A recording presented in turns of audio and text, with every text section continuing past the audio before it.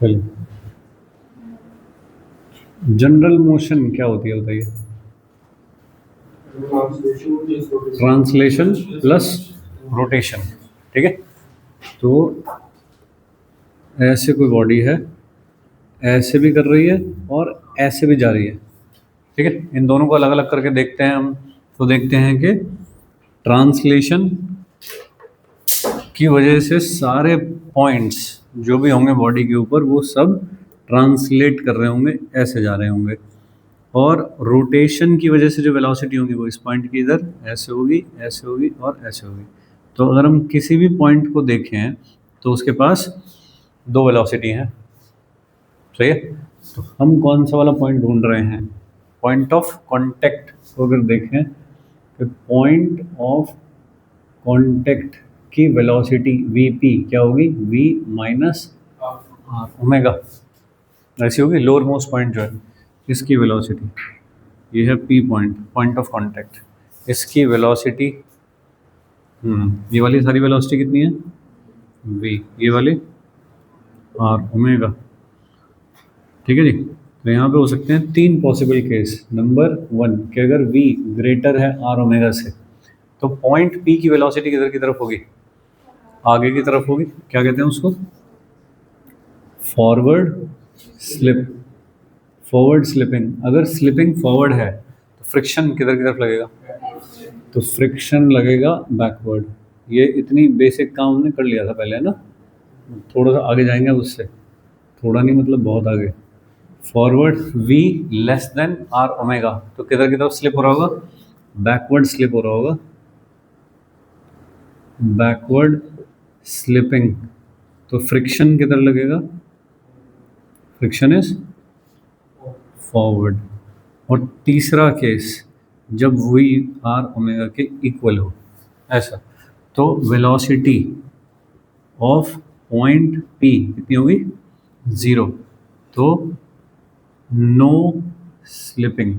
अगर कोई स्लिपिंग नहीं है तो फ्रिक्शन भी कैसा होगा? ज़ीरो। ऐसा इतना काम हमने कर लिया था पहले। ठीक है, चलिए अब प्रैक्टिकली थोड़ी सिचुएशन देखते हैं। ऐसे एक बॉडी है, यहाँ से तुमने जोर से चोट मारी इसके ऊपर, राइट? भैया था सपोज कोई ऐसे रखा हुआ, तुमने यहाँ से मारा इसके ऊपर, तो ये ट्रांसलेट करेगा या रोटेट करेगा? इनिशियली ऐसे जाना चाहेगा, ऐसे। ठीक है ना? ऐसे जाके क्या धीरे से फिर ऐसे शुरू कर देगा घूमना, थोड़ा थोड़ा सा ऐसे चलेगा आगे और फिर ऐसे करना शुरू कर देगा आगे। सही बात। इसका मतलब पहले ओमेगा नहीं थी, बाद में आई है ओमेगा। ठीक है ना? कैसे आई है हम उसका पूरा लॉजिक समझो, वो लॉजिक समझ गए तो आगे सब कुछ आसान हो जाएगा। फिर जो पॉइंट पी है उसकी वेलोसिटी किधर की तरफ है? जब मैंने यहाँ से मारा पीछे से तुरंत वेलोसिटी आई इसमें, किधर की तरफ है? तो कौन सी स्लिपिंग हो रही है? फ्रिक्शन कहाँ लगेगा? सही। तो फ्रिक्शन बना दो कि किधर लगेगा? पीछे की तरफ लगेगा भाई फ्रिक्शन। सही है, ओके। ये फ्रिक्शन क्या करना चाहता है? इधर की तरफ जो वेलोसिटी मिली है वो तो v उधर की तरफ है, फोर्स इधर लग रहा है पीछे, तो क्या कम करेगा उस वेलोसिटी को?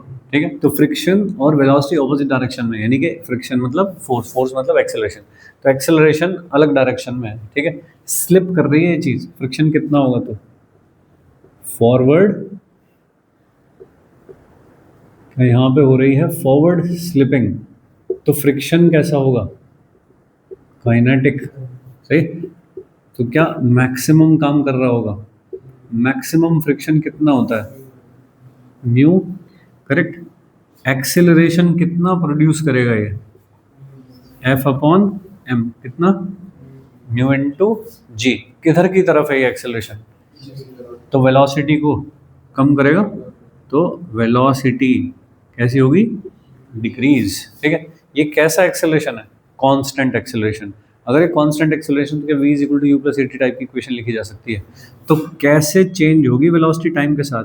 u plus eighty. u कौन है? इनिशियल वेलोसिटी जिससे तुमने धक्का मारा था, तो मान लीजिए वो है v नॉट। क्या यहाँ पे म्यू जी ऐसा लिखूं? Into t minus mu G T is equal to v at time t. ये वाली बात समझेगा? How velocity is changing with respect to time, ये किसने किया है?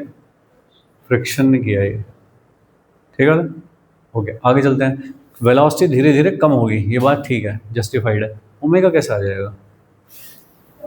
ओमेगा कैसे आएगा भाई? ओमेगा आने के लिए तो अल्फा होना चाहिए, ठीक है ना। अल्फा के लिए टॉर्क होना चाहिए। टॉर्क है क्या इस पे? फ्रिक्शन का टॉर्क किस पॉइंट के अबाउट? तो torque about centre of mass.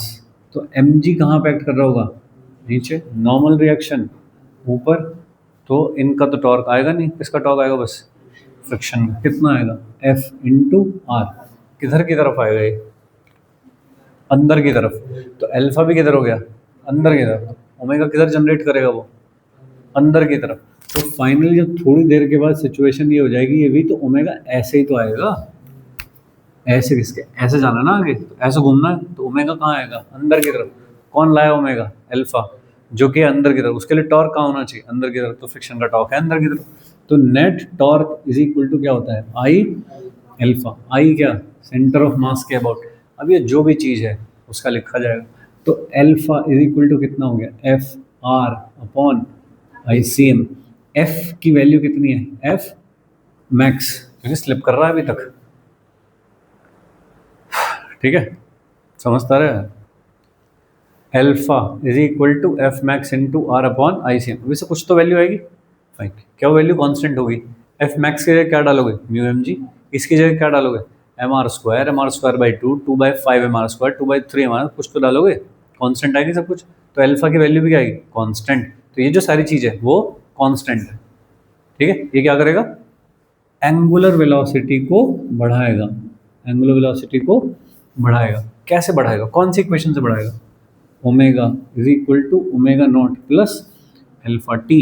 Omega at time t is equal to, शुरू में कितनी थी ओमेगा? 0, प्लस अल्फा जो भी कुछ तुमने निकाला है इंटू टी, सही है। तो ओमेगा धीरे धीरे बढ़ेगी टाइम के साथ, और ये जो v है ये धीरे धीरे घटेगी टाइम के साथ। कब तक चलेगा ये खेल?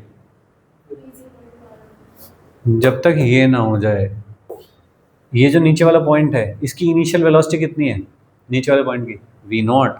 तो पूरी बॉडी पे तुमने जब इधर से हथौड़ा लगा तो आगे गई है ना ऐसे, तो सारे पॉइंट v नॉट से चलना शुरू करते हैं, तो नीचे का पॉइंट भी v नॉट से ही चलना शुरू करता होगा। लेकिन जैसे आगे जाता है ऐसे, तो ये कम हो जाती है, तो इस वाले पॉइंट की वेलोसिटी जो v आगे की तरफ है वो भी कम हो जाती है।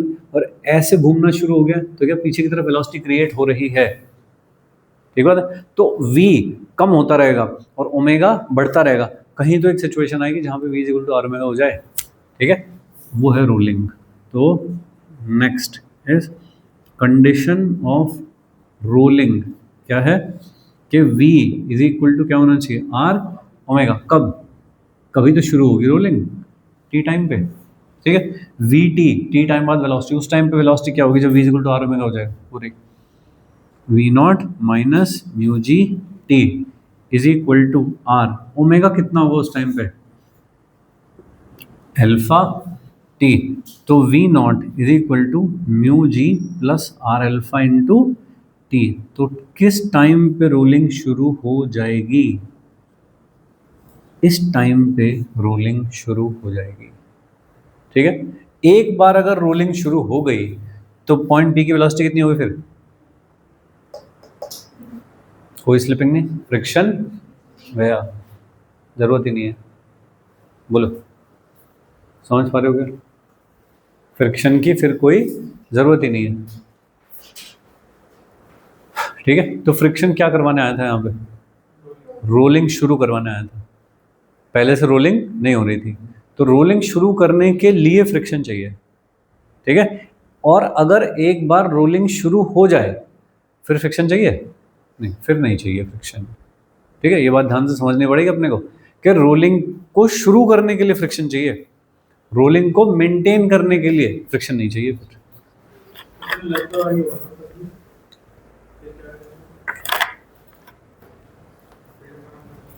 होगा ही नहीं।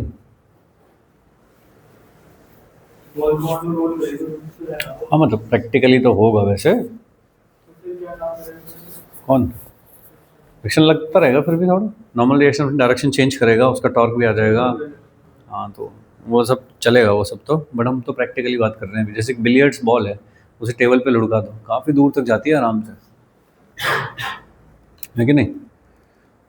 तो फ्रिक्शन बाद में बहुत कम है, तो अभी तो उसकी आवश्यकता नहीं है अपने को। अभी तो हम एक आइडियल सिनेरियो की बात कर रहे हैं कि जब v equal to are omega हो गया, उसके बाद उसके ऊपर कोई टॉर्क नहीं है, कोई फोर्स नहीं है।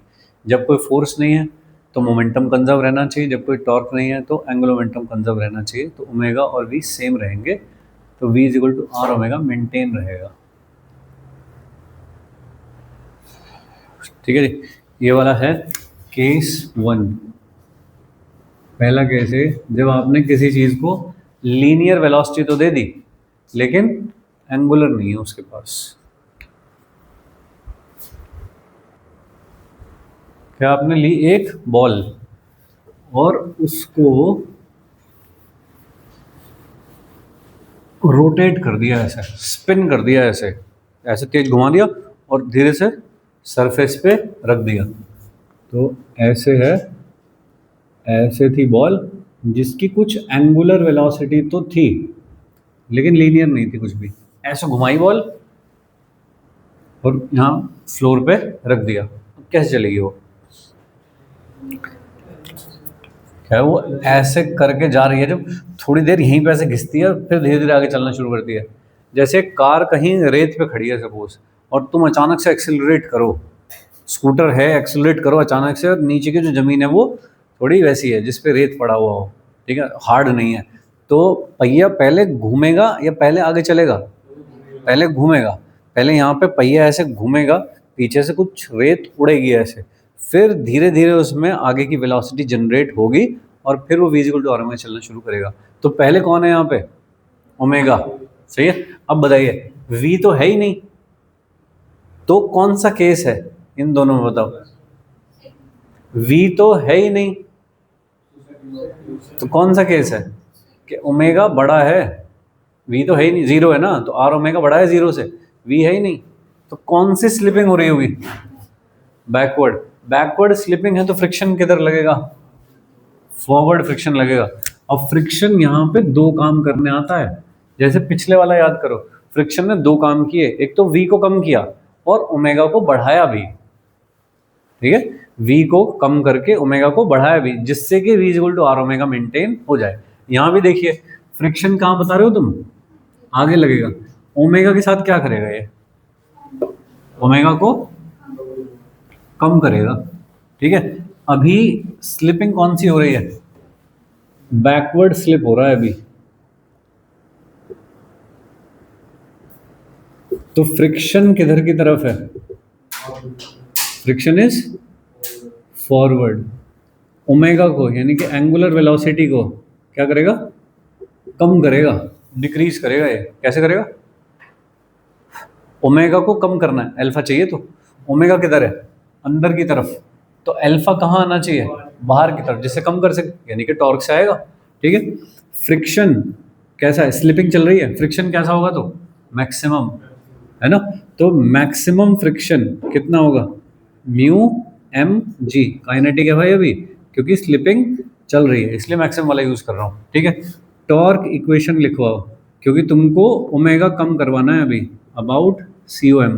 बताइए torque equation about C O M, किसका टॉर्क आएगा बताओ? एफ का आएगा, कितना आ जाएगा? F max into are is equal to alpha. Alpha कितना हो गया? Mu M g r upon I c m, सही। और अभी हम कॉन्सेप्ट डिस्कस कर रहे हैं इसलिए मैं आई की कुछ वैल्यू नहीं डाल रहा, ऐसे चला रहा हूँ। अल्फा किधर की तरफ आया? ये बाहर की तरफ, बाहर को ऐसे दिखाते हैं क्या? और ओमेगा कहाँ है? अंदर की तरफ, ठीक है। क्या ये कांस्टेंट है? यस, ओके, कांस्टेंट है तो ओमेगा को कैसे कम करेगा भाई? Omega naught plus alpha T, तो टी टाइम बाद ओमेगा कितनी हो जाएगी? इज इक्वल टू, शुरू में कितनी थी? ओमेगा नॉट, जिससे तुमने घुमाया, क्या माइनस लगाऊं यहाँ पे इस अल्फा को रखने के लिए? तो ये वाली सारी वैल्यू रखूँ इसमें, तो कितना हो जाएगा? Mu M g r upon I c m into t. बोलो भाई, omega t is equal to omega naught minus mu M g r upon I c m into t. समझ गए ऐसा? तो क्या ओमेगा धीरे धीरे समय के साथ कम होता जाएगा, सही बात है। ठीक है। और वेलोसिटी का क्या होगा, v का क्या होगा बताइए। वेलोसिटी किधर जनरेट होनी चाहिए थोड़ी देर बाद, इधर की तरफ जनरेट, v भी इधर है, फोर्स भी इधर लग रहा है, तो इस बार ये v को बढ़ाएगा। लीनियर एक्सिलरेशन कितना होगा इसका, a is equal to F upon M. F कितना है, mu M G, M M cancel, mu G, इतने एक्सेलरेशन से बढ़ाएगा। क्या ये कांस्टेंट है, तो वेलोसिटी कैसे बढ़ेगी, u प्लस ए टी, है ना। u कितना है, 0, शुरू में कोई इनिशियल वेलोसिटी तो नहीं थी, mu g into t is equal to v t. Equation number 2 linear की इक्वेशन हो गई और एंगुलर की इक्वेशन हो गई। अब क्या करते हैं, कंस्ट्रेंट। तीसरा है constraint, linear, rotation, translation and constraint. Constraint क्या है, कहाँ पहुंचने की बात कर रहे हो, किस सिचुएशन पे, इस सिचुएशन पे पहुंचने की बात कर रहे हो कि रोलिंग कैसे शुरू होगी। तो कैसे शुरू होगी, जहां पे v और r ओमेगा इक्वल हो जाते हैं वहां पे रोलिंग होगी। तो वेलोसिटी v बढ़ती जा रही है, ओमेगा समय के साथ साथ कम होता जा रहा है, ठीक है। तो vt कौन सी वाली, ये t टाइम बाद वेलोसिटी कितनी हो जाती है, कितनी हो जाती है, mu G T is equal to r। Omega कितना, ये रहा, t टाइम बाद ओमेगा घट घट के कितना हो जाता है, ओमेगा नॉट माइनस एफ, लिख लूँगा इसे, f r upon I c m into t. बताइए क्या यहाँ से हम टी के लिए कैलकुलेशन कर पाएंगे, बोलो। कंसेप्ट सेम है क्या, चाहे केस 1 हो चाहे 2 हो, सेम कॉन्सेप्ट है। फ्रिक्शन क्या करने आ रहा है ये देखना है तुमको। फ्रिक्शन रोलिंग करवाने आ रहा है। अब रोलिंग करवाने के लिए क्या करना चाहता है, v equal to are omega करना चाहता है। तो इनमें देख लो कौन सी वाली कंडीशन है, अगर v छोटा है आर ओमेगा से तो वो v को बढ़ाएगा, ओमेगा को कम करेगा, जिससे कि v equal to are omega हो जाए।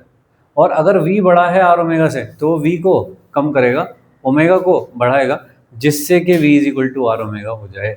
और जैसे एक बार v equal to are omega maintain हो जाएगा तो फिर नो स्लिपिंग नो फ्रिक्शन, ठीक है। तो फ्रिक्शन आया है किस लिए, रोलिंग करवाने के लिए। एक बार रोलिंग शुरू हो गई फिर फ्रिक्शन की जरूरत नहीं है, ठीक है भाई, बोलिए, समझे हो गया।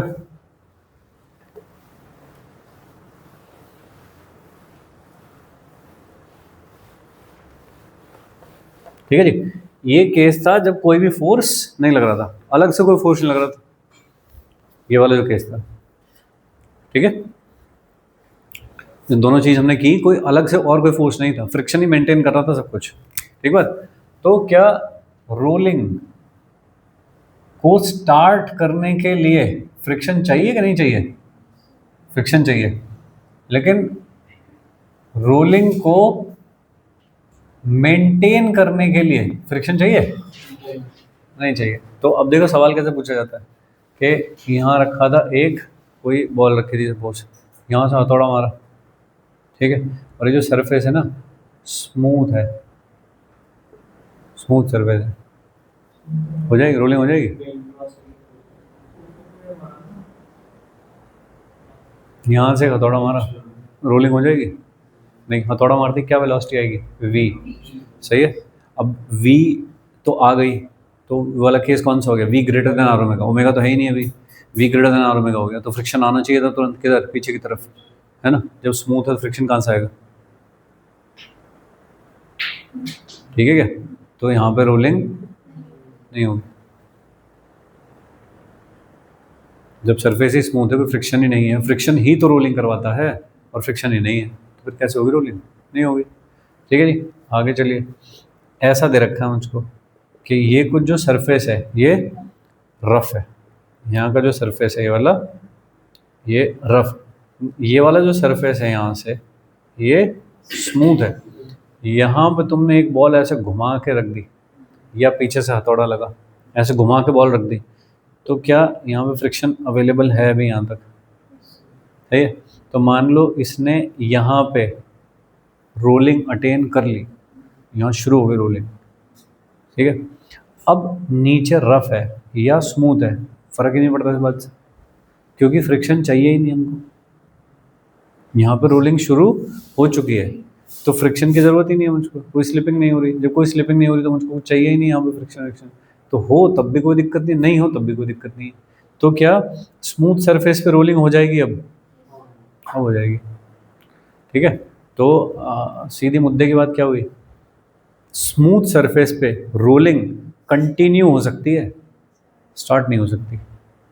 स्टार्ट तो रफ पे ही होगी लेकिन कंटिन्यू हो सकती है स्मूथ पे। ठीक है, ये सवाल पूछा गया है शायद 2-3 बार।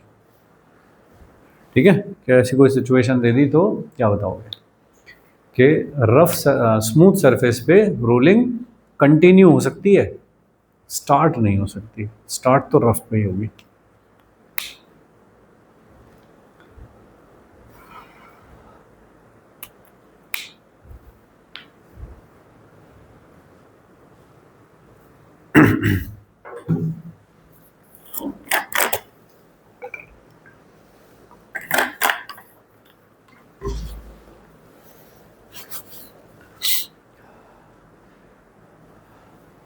ये है इसके पीछे का पूरा मैकेनिक्स, कैसे काम कर रहा है ये। ठीक है, एक सवाल लेते हैं, करके देखते हैं। ये हटा दोगे?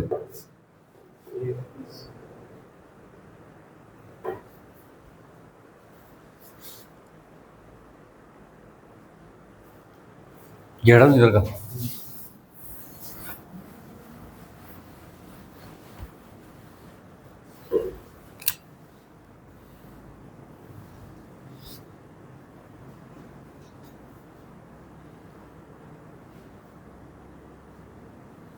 ऐसा है एक cylinder, mass m, radius r का, इधर की तरफ वेलोसिटी मिल गई इसको। ये है एक रफ सरफेस जिसका कुछ म्यू है ऐसा। तो find time after which cylinder starts rolling. कितने टाइम बाद सिलेंडर रोलिंग शुरू करेगा?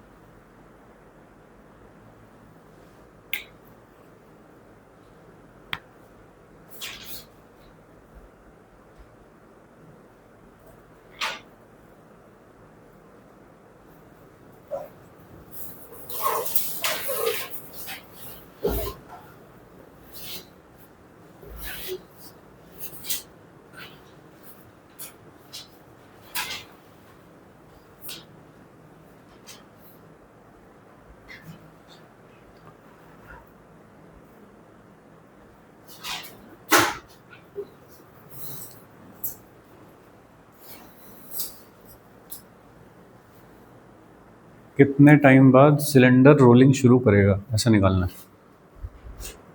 या फिर अब कर लो फिर आगे। देखिए ये कौन सी स्लिपिंग है दोस्त, कौन सी स्लिपिंग है? फॉरवर्ड। तो फ्रिक्शन कहाँ लगेगा?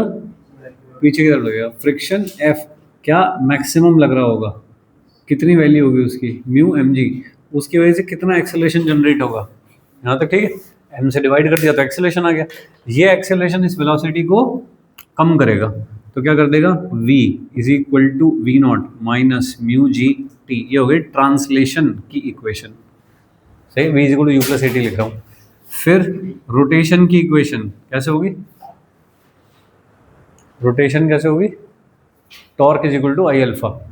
तो torque is equal to I alpha किसके अबाउट, सेंटर ऑफ मास के अबाउट। तो F into are is equal to, cylinder है सॉलिड वाला, बाई टू ऐसा। सही है। एफ की वैल्यू कितनी है, म्यू एम जी। तो यहाँ लिखा मैंने mu M g r is equal to m are square by two into alpha. Alpha कितना हो गया, 2 म्यू जी बाई आर, ऐसा हो गया। ये क्या करेगा, अल्फा क्या करेगा, ओमेगा को बढ़ाएगा। कौन सी इक्वेशन लिख दूँ तो, प्लस अल्फा टी। शुरू में ओमेगा कितनी है, 0, plus two mu g upon r into t is omega at time t. ठीक है, ट्रांसलेशन, रोटेशन, कंस्ट्रेंट। कंस्ट्रेंट क्या है? ये v is equal to are omega हो जाना चाहिए, तब की बात कर रहा हूँ। तो v की वैल्यू कौन सी चिपका दूँ? V naught minus mu G T is equal to r into omega की वैल्यू ये वाली two mu g upon r into t, ऐसा। तो भाई ये कुछ काटा कुटा कर लो, ये कितना हो गया? 3 μ g t is v naught. तो t इज इक्वल टू कितना? 3 μ g। इतने टाइम बाद रोलिंग शुरू हो जाएगी।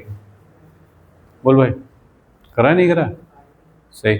Velocity when rolling starts, velocity of cylinder when rolling starts. Rolling शुरू हो गई है, उस टाइम पे वेलोसिटी कितनी होगी?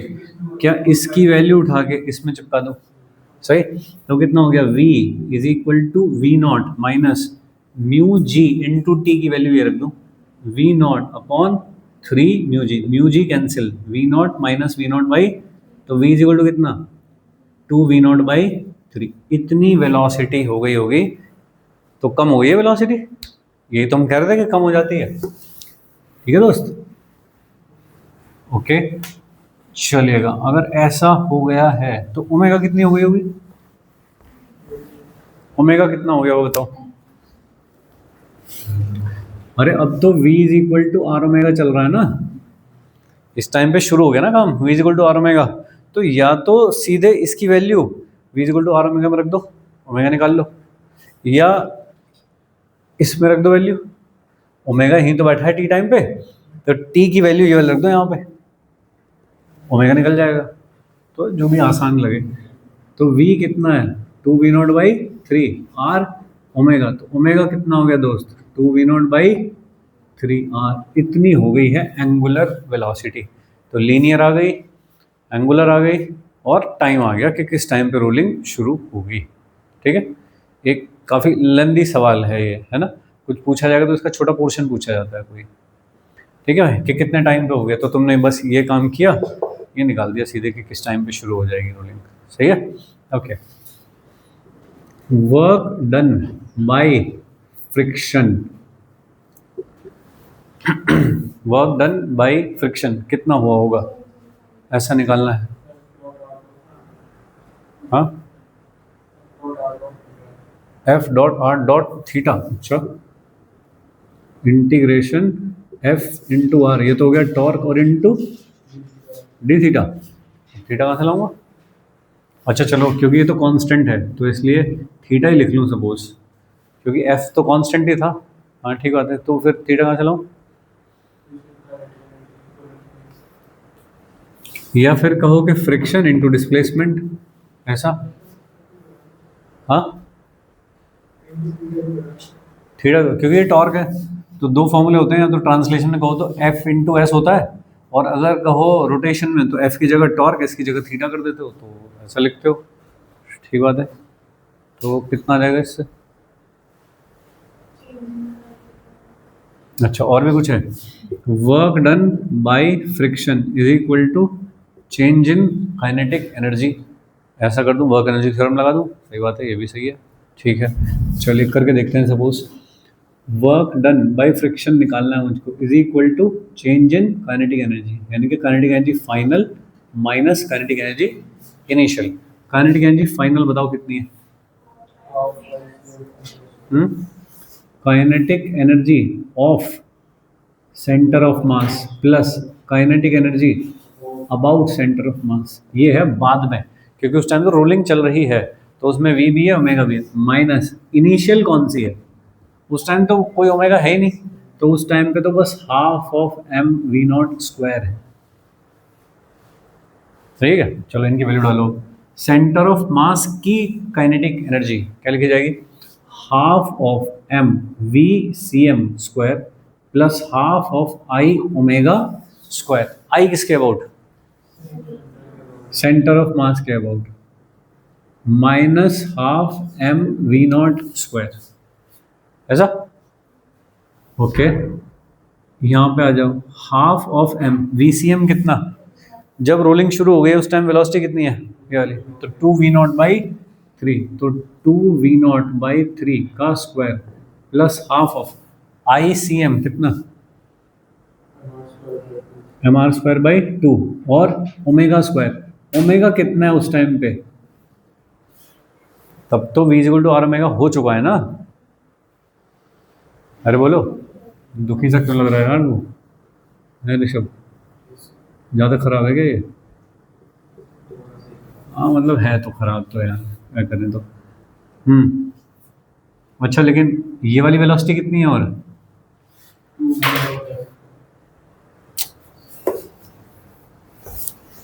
जब पढ़ लिया तो इस्तेमाल करो ना, या तो ये लिखोगे या तो फिर सीधे ICUR से क्यों नहीं लिखते एक टर्म में, सही है, तो या तो ये लिखो सारा, इसको काइनेटिक एनर्जी अबाउट ICUR क्यों नहीं लिख लेते एक बार में, कल जो पढ़ा था, कल कौन नहीं आया था इसलिए डाल दिया था मैंने लेक्चर, लेकिन तू सो रहा होगा तब भी। Half of I omega square, I किसके अबाउट, सही है ICUR, क्योंकि जब v इक्वल टू आर में होता है तो फिर पॉइंट ऑफ कांटेक्ट ही ICUR होता है, minus half of M we naught square is work done by friction, half of I p बताओ कितना है, 3/2 mr²/2 प्लस mr², एक बार में लिख दूँ ना, तो 3/2 mr², ओमेगा मेरा स्क्वायर भी कर दूँ साथ ही साथ, 4v0² upon 9r² minus half M we naught square. चलो ये काटो भाई, ये काटो 3, कितना बचा, 1/3 M we naught square minus 1/2 M we naught square, कितना होता है 1/6 M we naught square is work done by friction, ऐसा, ठीक है, बोलो। ये तो इससे निकाला तुमने, इससे निकाला होता तो निकालते कि जब v0 से 2v0/3 तक, सही बात है, यानी कि इस टाइम का, इस टाइम में डिस्प्लेसमेंट निकालूं पहले तो, ठीक है, करके देखते हैं सेम आता है क्या, तो पहले इस टाइम पे डिस्प्लेसमेंट निकालो, ठीक है, कौन सी इक्वेशन, थर्ड लगा लूँ, चलो, v²u² 2s 2, चलो 4/9 minus v0² is equal to 2 mu G, और साथ में ऐसे एक नेगेटिव लगाओगे इस पे, सही, ये कितना हो गया 5, v0²/9 is equal to 2 mu G S, S कितना हो गया, तो 5 v0² अपॉन 18 म्यू जी, ठीक है, और फ्रिक्शन कितना है म्यू एम जी, तो work done by friction is equal to कितना हो गया, म्यू जी तो काट ही डालूं, क्या बचा बताओ, 5/18 M we naught square, minus sign लगाना हो तो लगा लो क्योंकि डिस्प्लेसमेंट आ गया था फ्रिक्शन फ्रिक्शन, ये तो सेम नहीं आ रहा,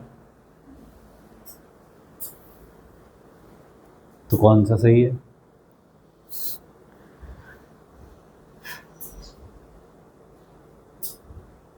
बोलो भाई।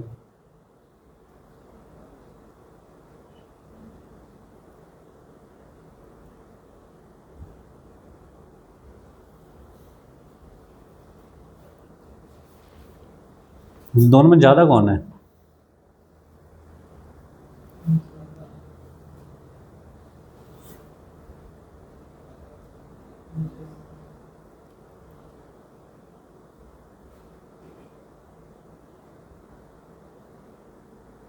नीचे वाला छोटा है, क्यों, क्या देख ले भाई करके,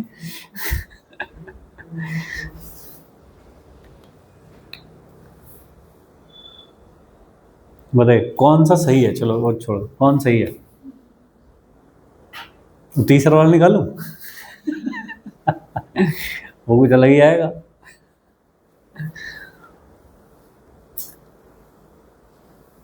थीटा कैसे निकालोगे? थर्ड इक्वेशन से, रोटेशन में omega naught square is equal to, sorry omega square omega naught square to alpha theta से थीटा निकलेगा, एफ पता ही है ऑलरेडी, तो उससे भी निकल जाएगा वर्क डन। ठीक है, पर सही कौन सा है?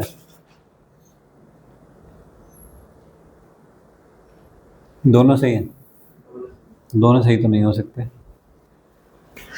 बताइए क्या खराबी होगी इसमें? जब ये चल रहा है ना तो ये ऐसे नहीं चल रहा, घूम भी रहा है साथ ही साथ। तो ये जो पॉइंट है ना नीचे वाला, अगर ये यहाँ पहुँच गया जब ऐसे कि ये निकल गई एस, जो तुमने निकाली है वो एस, ये है वो एस, ये निकाली, लेकिन क्या नीचे वाला पॉइंट इतना ही चला है क्या? साथ ही साथ ऐसे भी तो घूमा है, तो उसका डिस्प्लेसमेंट ज़्यादा है। ठीक है ना? तो जो तुम ये वाला निकाल रहे हो इसमें वो वाली चीज़ कंसिडर नहीं हुई है। ठीक है, लेकिन इसमें तो सब कुछ आ जाता है, इसमें तो ये सही है, ये खराब है। ठीक है जी। तो रोटेशन में कहीं भी आपको पूछे कि वर्क डन निकाल दो, तो इनसे नहीं करने का है, इनसे एक आध चीज़ छूट सकती है, इससे करने का है।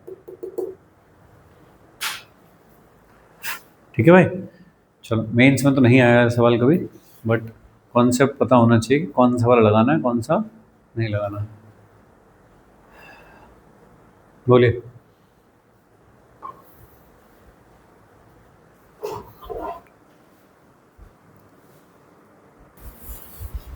कौन सी ऐसी अप्रोच है जो लग जाए तो काम आसान हो जाए मेरा? सबसे पहले क्या चीज सोचनी है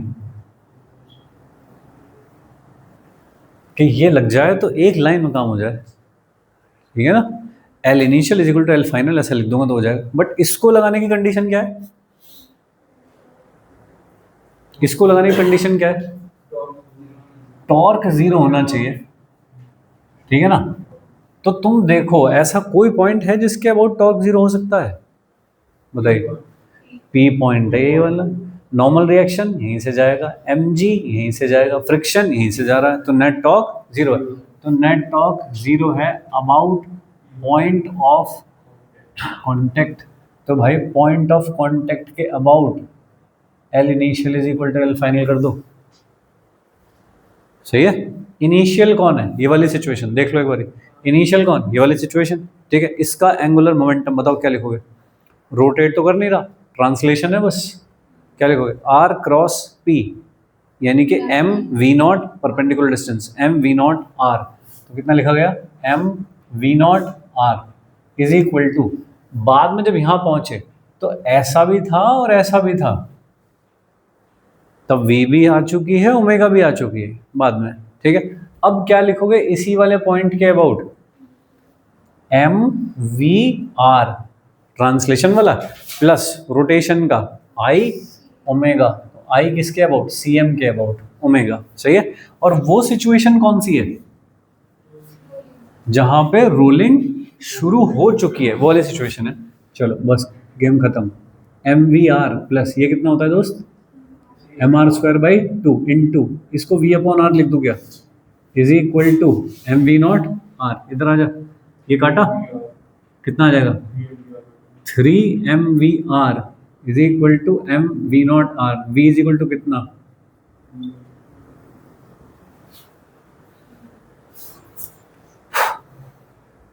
ठीक है, सीधे लैंडेड हियर, ये सब छोड़ते हुए सीधे यहाँ लैंडिंग 2 लाइन में। ठीक है, यह है कंजर्वेशन ऑफ एंगुलर मोमेंटम का जादू। सही है भाई? ओमेगा निकाल लोगे अब? ओमेगा निकाल लोगे? कैसे निकालोगे? V equal to are omega होता है, निकाल लो। टाइम निकाल लोगे? नहीं, ये तो मिस हो गया बीच में। ठीक है, ये आया सीधा, टाइम तो आया नहीं कि कब शुरू होगा।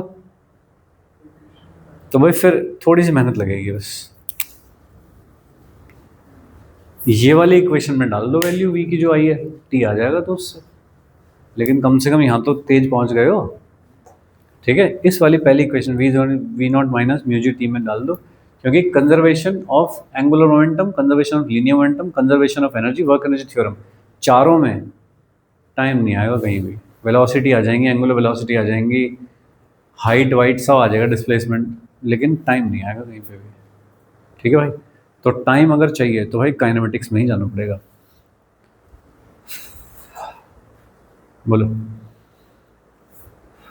समझे क्या? तो कंजर्वेशन ऑफ एंगुलर मोमेंटम लिख दिया मैंने और तुरंत वेलोसिटी हाथ में आई।